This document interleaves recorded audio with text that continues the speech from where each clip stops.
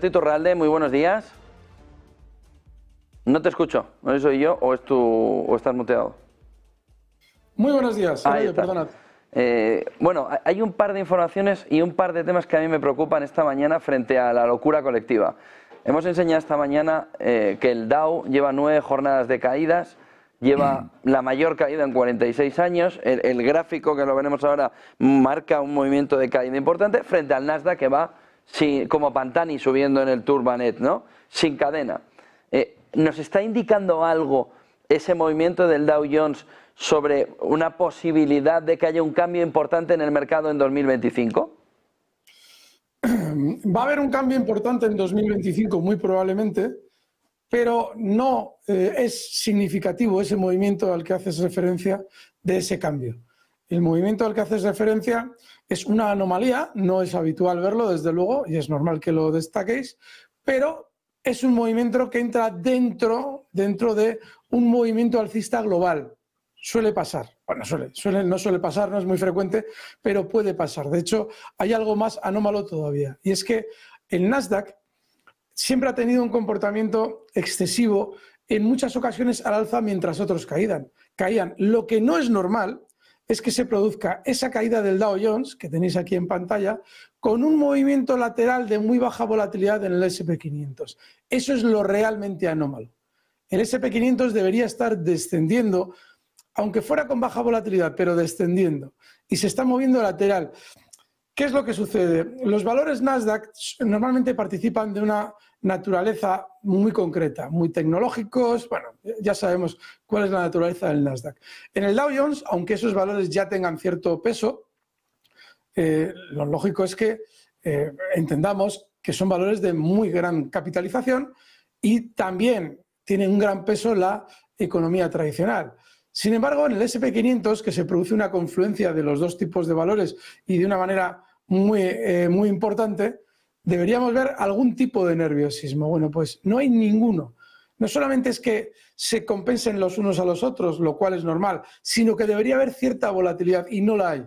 Eso es lo raro. Claro, alguien dirá, bueno, pero ¿esto cómo se conjuga con todo el movimiento global?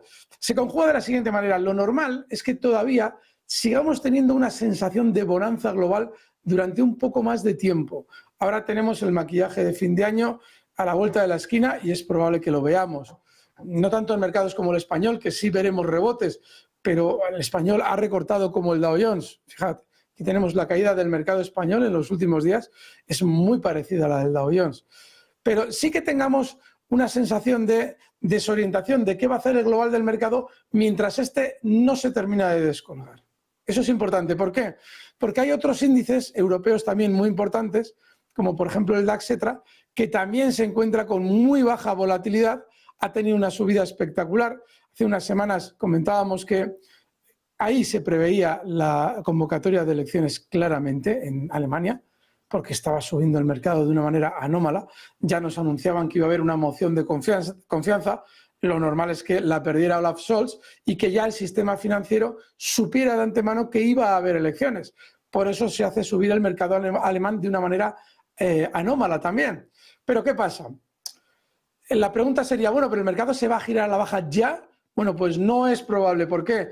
Porque antes de que se gire a la baja, tiene que haber un aumento de volatilidad, tanto en el DAX, que no la tiene todavía, ese aumento de volatilidad, como en ese S&P 500, que sigue especialmente tranquilo. No es normal. Normalmente cuando va a haber un giro a la baja, todos los índices se ponen nerviosos a la vez. Es decir, todos se ponen como el Dow Jones. Que el Dow Jones, aun estando bajista, está nervioso y lo normal es que el Dow Jones continúe rebotando durante los próximos días con más nerviosismo. Mientras, de aquí a unas semanas, ya se van uniendo a ese nerviosismo tanto el S&P 500 como el DAX. Veremos si lo hacen coincidir con las elecciones alemanas. Son el 23 de febrero. Quizás tengan preparado mantener esas anomalías hasta ese mes de febrero en el que ya todos comiencen a moverse con nerviosismo. Ahí deberíamos ver un aumento en la propaganda compradora de todo tipo, en todos los activos. Es decir, una sensación de relativa bonanza muy artificial y ahí sí que podríamos estar cerca de un giro a la baja.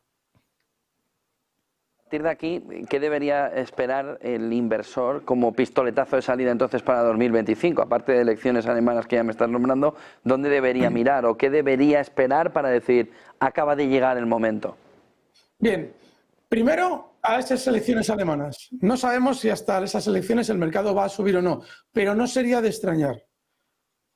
Una vez que hayan terminado esas elecciones alemanas, hay que recordar algo muy importante.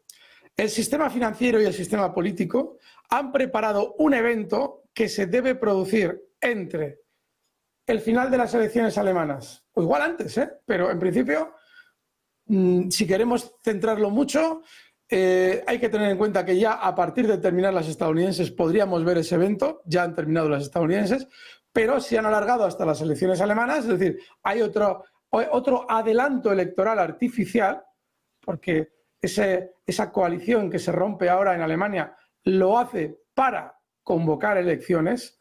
La convocatoria de elecciones tenía que haber sido en septiembre, de no haber esa ruptura de la unión de esa coalición alemana, con lo cual, entre las elecciones de febrero de Alemania y el mes de octubre, porque en octubre Japón tenía elecciones y las adelantó a octubre de 2024, tendría que suceder un evento muy negativo que justificara que se haya realizado un masivo adelanto electoral a 2024. Es un evento preparado para unas fechas concretas y eso probablemente afectará muy negativamente a los mercados, aunque sea de manera puntual la afección a los mercados. A lo que sí va a afectar es a la sociedad y a la economía, y lo va a hacer en gran medida. Puede ser o puede hacernos de cisne negro en este entorno, porque guerra de Ucrania parece que va a ser totalmente distinto. Los sospechosos habituales, crisis de deuda, un nuevo bicho como el de 2020, una guerra global, imaginemos, vamos a echarle imaginación, que la inteligencia artificial en un momento determinado se nos vaya de las manos y genere, quién sabe, un conflicto nuclear, imaginemos, ¿no? Es decir, que nos quieran contar que ha aparecido una bomba nuclear en un sitio y ha explotado porque la inteligencia artificial lo ha hecho. Esto es toda una invención mía, estoy intentando ponerle creatividad. Que nos presenten a los marcianos, que obviamente será algo que han preparado, que a unos hackers rusos nos dejen sin internet. Estoy contando todos los argumentos que utiliza el establishment para engañarnos. Entonces, cualquiera de esos podría ser, o incluso uno creado es profeso, que escape a nuestra imaginación. Pero algo tiene que suceder. Pues muchísimas gracias por toda esa fotografía. Alberto Iturralde, buen día y buen negocio. Gracias, fuerte abrazo.